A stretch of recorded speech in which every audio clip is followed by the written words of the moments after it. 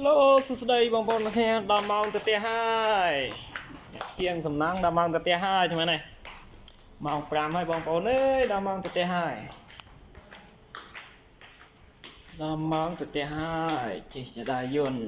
ស្វាច់ដាយន្តម៉ោង5ដល់ម៉ោងទៅផ្ទះហើយធ្វើការសំណងប៉ុណ្ណឹងបងប្អូនអើយព្រលឹមបាត់លុបចូលគ្មានពេលធ្វើវីដេអូទេបងធ្វើ MMO ធ្វើ beta អីចាមានពេល admin អីខ្ញុំធ្វើសំណងមានពេលណាបងប្អូនអើយមានពេលធ្វើសំណង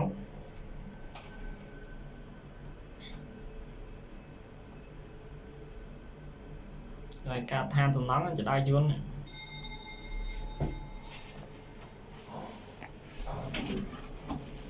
ចេញទៅហើយ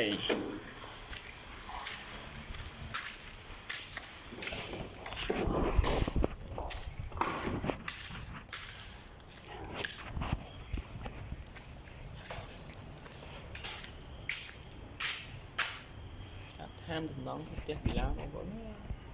បាយបាយ